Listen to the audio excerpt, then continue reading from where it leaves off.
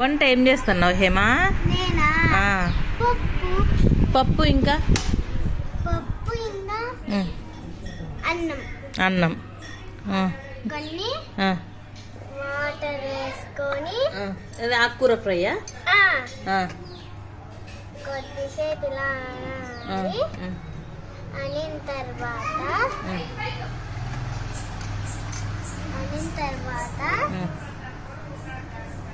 తీసుకొని stove off చేసి ఇది తీసుకొని ఇక్కడ పెట్టుకొని ఇది ఇక్కడ పెట్టుకొని ఆ గిన్నెలోకి వేసుకోవాలా. వేసుకున్న తర్వాత ఇప్పుడు మనము చార్జ్ చేస్తాం. దీంతోనే చాలా ఎంతసేపు అవుతుంది వంటనా?